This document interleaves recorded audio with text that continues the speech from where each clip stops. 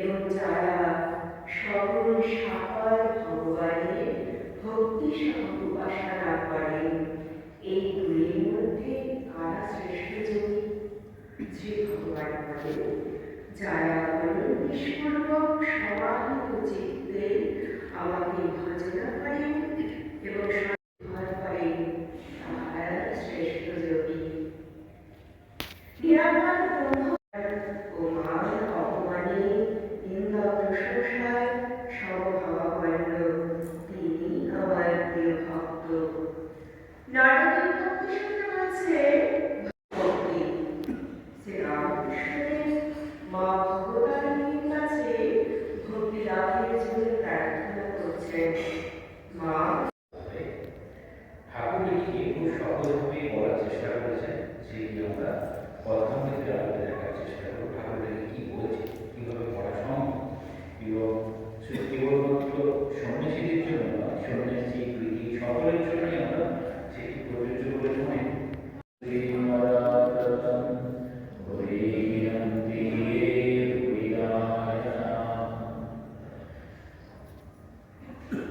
এই গোপীগীতা যে অংশে বলা হয় যে কথামৃত, সেটি আমরা দেখব যে এই আমরা যে কর্ম করি, কত রকম কর্ম করি, কর্মটা কি সত্যি আমাদের কর্ম না কর্মের ফলাকাঙ্ক্ষাই আমাদের কর্ম? দেখা যাবে কর্মের ফলাকাঙ্ক্ষা আমাদের কর্ম। ঠাকুর এখানে বলছেন, প্রসঙ্গ করছেন 1883 সালের 27শে ডিসেম্বর। প্রথমে প্রসঙ্গ উত্থাপন করছেন কর্ম বন্ধনের মহোৎসব ও পাপ যে আমার সারা জীবনের প্রচেষ্টাই ব্যর্থ হয়ে গেল। হয়তো একটা বছর ধরে একটা গাছকে পালন করলাম, সে ফল কিছুই দিল, সেই জন্য তখন মনে হয়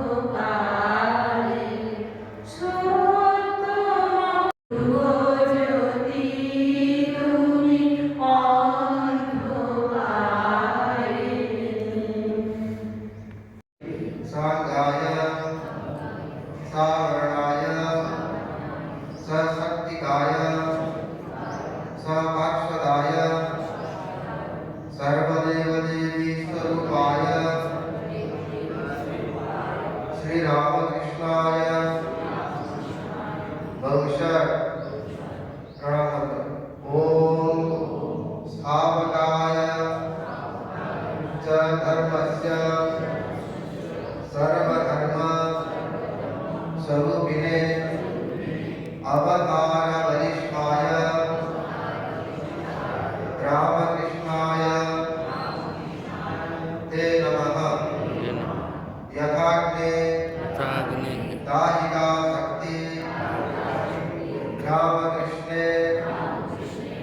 गीता हिया सर्वविद्या स्वरूपां तां शारदां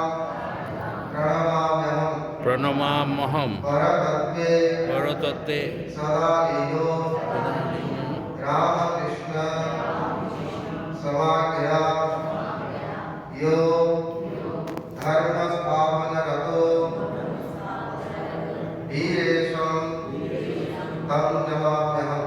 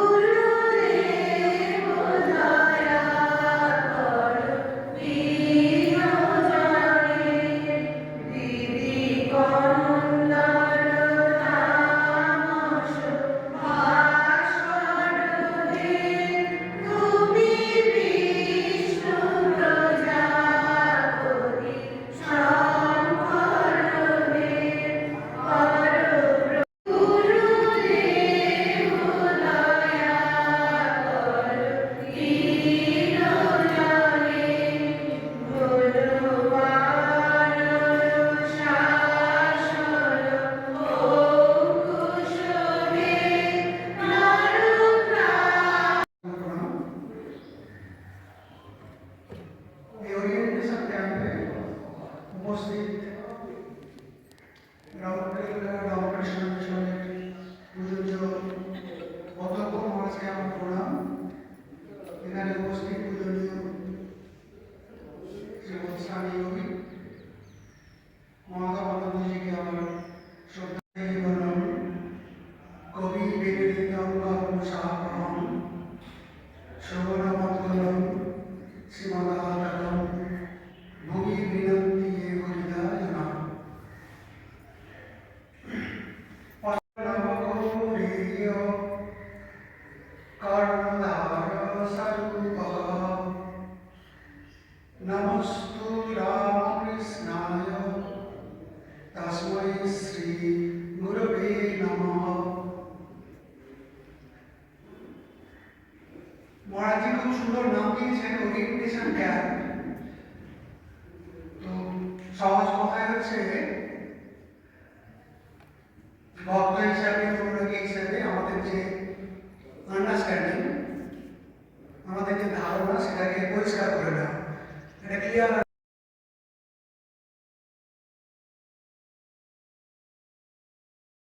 সব সঙ্গে কথা বলা হয়েছে। যেখানে ঈশ্বর চিন্তা হয়, সাধুকে দেখলে ঈশ্বরের ভিতর রাত দিন থাকলে ঈশ্বরের মন হয় না, নির্জনে গিয়ে থাকতে হয়, সম্ভব নয়। গীতাতে খুব সুন্দর বলেছেন, ভোগ্য বিষয়ের নিরন্তর চিন্তার ফলে তাদের আসক্তি জন্মে এবং তা পাওয়ার ইচ্ছা হয়। ওই কামনা প্রতিহত ক্রোধ উৎপন্ন হয়। ক্রোধের ফলে কি হয়? মানুষ দিক বিদিক জ্ঞান হারা হয়ে যায়। তখন কর্তব্য অকর্তব্য নির্ণয়ের ক্ষমতা থাকে না। হৃদয় জ্ঞান শূন্য হয়ে মনুষ্যত্ব রূপের ফলে মানুষ পশুকে পর্যায়ে দেখে যায়। মনুষ্যত্ব নাচই মানুষের পক্ষে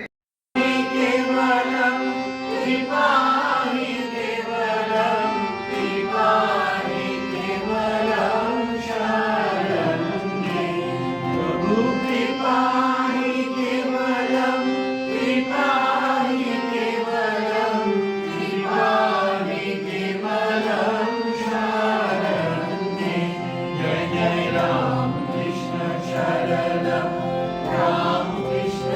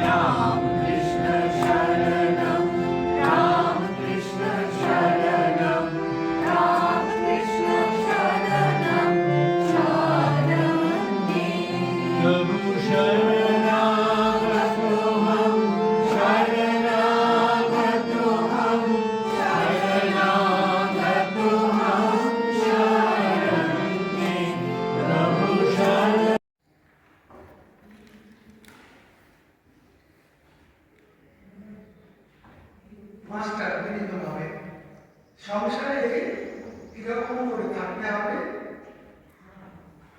গৃহস্থ সন্ন্যাস উপায় নির্জনে সাধন। শ্রীরামকৃষ্ণ সব কাজ করবে কিন্তু মন ঈশ্বরের রাখবে।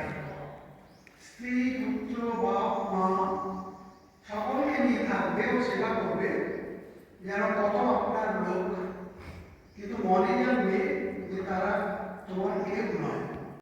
তার সবটা নিয়ে পূর্বের কোনো অবদানের কোনো কথা, কোনো মতবাদকে কিন্তু এখানে বর্জন করছে না। তাদের যা কিছু ভালো সেই সবটা নিয়ে সমন্বয় করছেন, অর্থাৎ যা কিছু ভালো অ্যাকসেপ্ট করছেন, অ্যাসিমিলেট করছেন অ্যান্ড কন্টিনিউ। এখানে সমন্বয় মানে কিন্তু প্র্যাকটিক্যালিটি। আমাদের বর্তমান যুগে এগিয়ে চলতে গেলে প্রত্যেককে এইভাবে কদম অর্জন করে সমন্বয় সাধন করে এগিয়ে চলতে হবে। এটি যুগ প্রয়োজন। শুধু সমন্বয় সাধন করলেন তাই নয়, কি বললেন? আমরা দেখলাম যে রাম শ্রীকৃষ্ণ সেই দাঁড়িয়ে রামকৃষ্ণ নিজের ভাব চোখে ঠাকুর দেখছেন যে শ্রী চৈতন্যদেব যীশু খ্রিস্ট তার শরীরের মধ্যে বিলীন হয়ে যাচ্ছে, অর্থাৎ সব অবতার নতুনভাবে তার মধ্যে আত্মপ্রকাশ করেছেন। দক্ষিণেশ্বরে যখন ঠাকুরের অনেক লীলা আরো বলছেন, খ্রিস্টানরা, মুসলমানরা, বৈষ্ণবরা যে যেভাবে তাকে ভজনা করে বস্তু লাভ করে, অর্থাৎ তাঁর দর্শন পান, তাকে প্রাপ্ত হন, তিনি সেইভাবে সাধন করে নানা লীলা আস্বাদ করছেন। দিন রাত কোথা দিয়ে কেটে যেত বেশি থাকতো না, ঠাকুরকে বিশেষ প্রকাশ দেখতে পাই। এই অর্থে আমরা তাকে বলতে পারি অবতার বৈশিষ্ট্য। শারদানন্দজি লিখছেন, মহাচার্য রামকৃষ্ণায় নমঃ। আচার্য মানে তিনি মহান শিক্ষক। কেন? বিশেষ বৈশিষ্ট্য কি তার? অন্য অবতারদের থেকে তিনি আলাদা কেন? ঠাকুর সেই রকম মহান শিক্ষক যিনি কি শেখাচ্ছেন যে মানুষ কি করে দেবত্বের পথে উন্নীত হতে পারে। সমাজের যে কোনো স্তরে, যে কোনো জীবিকার মানুষ তিনি যতই নিন্দনীয় কাজ করুক না কেন, তার জীবনচর্যা যতই কুৎসিত হোক, সবাইকে তিনি নিজের আচরণ দিয়ে যেমন প্রয়োজন তিনি পথ দেখিয়েছেন। গিরিশ ঘোষ স্বাধীনতাকে বাধা সৃষ্টি করছেন। ঠাকুর প্রথম তার সহধর্মীকে বিদ্যাসমিতিকে এত সম্মান দিচ্ছেন, ষোড়শী রূপে দেবদাসী রূপে পূজা করছেন যা আমরা কখনো দেখতে পাইনি। এই যে জগৎ জীবন সৃষ্টি মায়ের এলাকা, শুদ্ধ ব্রহ্ম দেহ ধারণ করে অবতার হন, তখন মাকে মানতেই হবে। যখনই অবতার এসেছেন, ভগবান এসেছেন, তখন তার সাথে ভগবতী আসছেন। রামচন্দ্রের সাথে সীতা আসছেন, শ্রীকৃষ্ণের সাথে রাধিকা আসছেন, চৈতন্যদেবের সাথে বিষ্ণুপ্রিয়া। অপেক্ষা শক্তির প্রকাশ শ্রী শ্রী মায়ের মধ্যে আমরা দেখতে পাচ্ছি বিশেষ শক্তির প্রকাশ। আর তাদের যে ইনস্ট্রুমেন্ট, ঠাকুর মায়ের বাণী যারা ভাব প্রচার করছেন তিনি স্বামী বিবেকানন্দ, তিনি গঙ্গা যে বলা হয় গঙ্গা বাড়ি ব্রহ্ম বাড়ি, ঠাকুর বলছেন গঙ্গা বাড়িটা ব্রহ্ম বাড়ি, মানে ব্রহ্মস্বরূপ যা হচ্ছে যে গঙ্গা জল দেওয়া সব যেন পবিত্র হয়ে যায়। সেরকম সেটি যেন ওই বহু হৃদয় বহুমুখী হইতে বলা হচ্ছে। গঙ্গীটার হৃদয় কিন্তু আসছেন বহুমুখী হইতে, অর্থাৎ বহুমুখী থেকে যেমন গঙ্গা আসে, ঠিক সেরকমভাবে ঠাকুরের স্বরূপ, ঠাকুর কীভাবে সেটি